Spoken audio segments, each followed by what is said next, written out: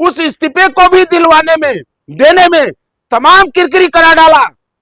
और गृह मंत्री जी आपके ही नेतृत्व में दिल्ली की पुलिस आती है, पूरे देश के सिस्टम पर गृह मंत्री का वो रहता है, और आपने आपके निगरानी में उन बच्चों के साथ जो बर्बरता की गई, पैलेट गन चलाए गए, बच्चियों के साथ कानून के रक्षकों ने दुर्व्यवहार किया, जिसको विश्व ने देखा है, विश्व ने देखा, किरकिरी हुई। लोग हंसते हैं कि भारत में कौन सी वो सरकार काम कर रही है कि जो अपने बच्चों पर, अपने छात्रों पर, अपने किसानों पर, अपने नौजवानों पर लाठियां चलवाती है। लाठियां तो छोड़िए, उन बच्चियों के ऊपर मतलब शर्म आती है वो शब्द कहने में, जिस मतलब बर्बरता का इन्होंने व्यवहार किया, वो अमित शाह के इशारे पर किया गया। सर, आपकी मांगे जायज है, लेकिन पुलिस का भी तो परिवार होता है, क्या उनके बच्चे नहीं होते? नहीं भाई, ये तो प्रश्न है, उनके बच्चे हैं कि नहीं हैं, ये तो बात का विषय है। लेकिन इस देश की सर्वोच्च कुर्सी पर जो व्यक्ति बैठा है, वो बीवी छोड़कर बैठा है, उसके न परिवार है न बच्चे हैं।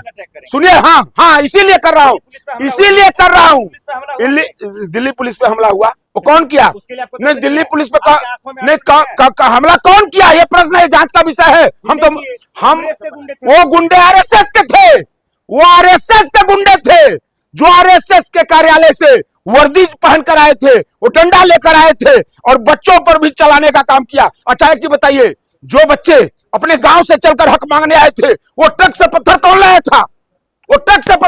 था? दिल्ली में वो आरएसएस के लोगों ने लाया था।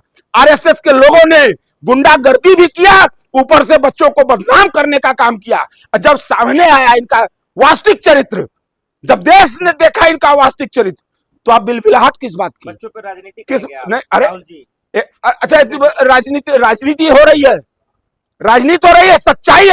सच्चाई के लिए लड़ना राजनीति है, तो मान को चलो राजनीति हो रही है। घिनौनापन है ये राजनीति। बीजेपी के कहने से देश नहीं चलेगा, देश कानून और संविधान से चलेगा, देश नियमावली से चलेगा।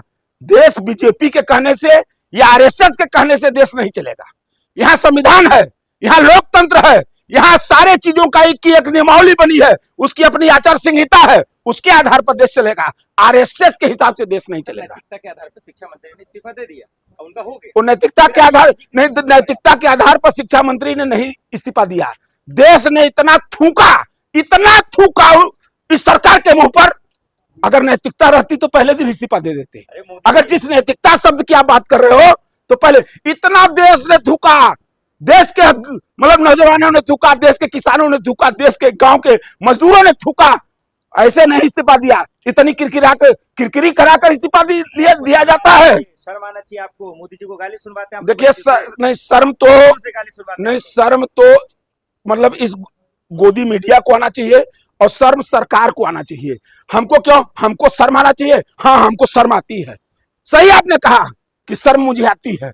शर्म आती है जब सरकार ब्रिटानिया हुकूमत से भी ज्यादा बर्बरता हमारे बच्चों के ऊपर करती है। शर्म आती है उस सरकार के ऊपर, शर्म आती है उस गृह मंत्री के ऊपर, जब बच्चियों को नोचने का काम यहाँ करते हैं लोग। यही दिल्ली में, जिस दिल्ली में हक मांगने हमारी सरकार, हमारे बच्चे आते हैं, वहां पर उन बच्चों और बच्चियों के साथ दुर्व्यवहार करते हैं, पैलेट गन चलाते हैं, आंख में गोली लगती है। कौन देगा उसका जवाब? अगर गृह मंत्री नहीं देगा तो किससे मांगने जाए? हम अमेरिका चले, इंग्लैंड चले मांगने? अरे बेशर्मो, जो सत्ता में बैठे बेशर्म हैं, अभी तो चेतो, ये देश में कानून है, कानून का राज चलने दो।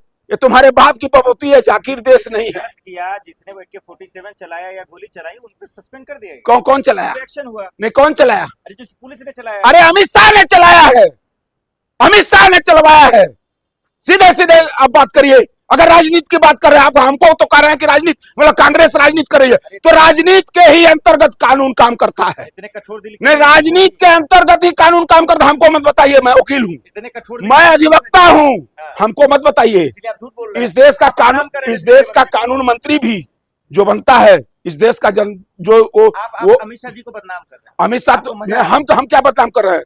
पूरा देश दाग लगा रहे हैं। नहीं, एकदम। अच्छा, हमारे ऊपर तड़ीपार का लेबिल लगा है? नहीं, मेरे ऊपर तड़ीपार का लेबिल लगा है। क्यों? वो माननीय गृह मंत्री जी के ऊपर ही तड़ीपार का लेबिल लगा है। हम क्यों बदनाम करने वाले हैं? नहीं हम कौन होते हैं? वो तो पहले से ही तड़ी पार हैं, तड़ी पार हैं। तो बोल दिए इस्तीफा नहीं।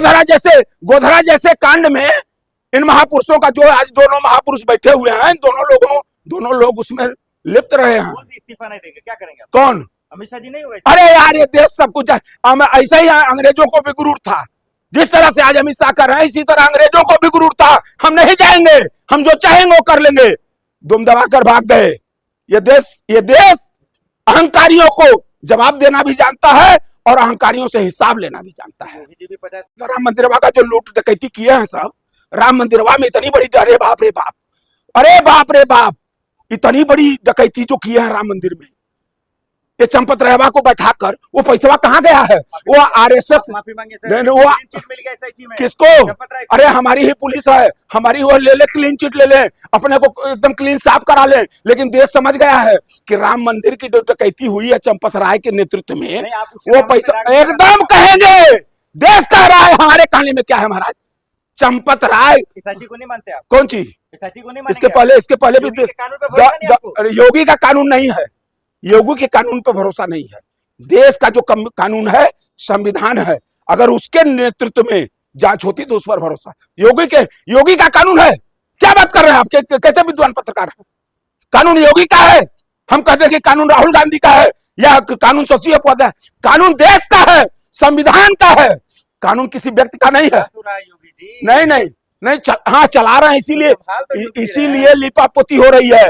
और सुनिए, नहीं, इतने बड़े बेईमान जो पैसा 50,000 आपने कहा ना कि उत्तर प्रदेश में बांटा जा रहा है, वो पैसा राम मंदिर में जो हजारों करोड़ की डकैती किया है लोगों ने, हमको आपत्ति नहीं, हमको आपत्ति नहीं होगी तो किसको होगी? 5 रुपया तो आरएसएस वालों ने दिया है। ये तो खुद है चंदाखोर हैं, ये तो चंदा मांगकर जीवन जीते हैं, चंदा मांगकर भीख मांगते हैं, खाते हैं। ये तो गुरुदक्षिणा के नाम पर पैसा लेते हैं और सारे पैसों को ये खा डालते हैं। हजारों करोड़ रुपए का तो राम मंदिर के उस समय आंदोलन में ये सब खाए, और राम मंदिर बनने के नाम बाद ये हजारों करोड़ रुपए बेईमान खा गए। और नीतीश जी ने 10,000 दिया, देखिए योगी जी 50-50। आपसे बता दें, ये सारा पैसा जो बट रहा है, इस समय अंदर बांट किया जा रहा है, ये पैसा सब इसी तरह से ये लोग कमाए हुए हैं। राम मंदिर में डकैती करके, राम मंदिर में चंदे के नाम पर ये सारा पैसा अब ये चुनाव में बांटेंगे। लेकिन देश की, उत्तर प्रदेश की जनता खूब समझ रही है, खूब समझ रही है कि ये बेईमान कहां से ये सब बांट रहे हैं। वोट खरीदने के लिए, एकदम वोट खरीदने के लिए वो पैसा बांटा जा रहा है। ये पैसा वोट खरीदने। अच्छा, ये अच्छी बता, महिलाओं की मदद कर रहे हैं वो। कौन सी? इतना दिन से महिलाओं की क्यों नहीं मदद किए? नहीं, इतना दिन योगी जी दूसरी बार मुख्यमंत्री थे, अब महिलाओं की मदद की बातें याद आई है उनको, क्यों नहीं कर दिए महिलाओं की मदद? वो चंदा चोरी जो किए हैं, चूंकि वो देख रहे हैं जाने का वक्त है। वो पहले भी करते नहीं, हाँ, गुंडे हाँ, इसलिए इन्हीं के शासन काल में महिलाओं को नंगा घुमाया गया है। इन्हीं के शासन काल में, इन्हीं के विधायकों द्वारा, इन्हीं के सांसदों द्वारा महिलाओं का अस्मत लूटा गया है।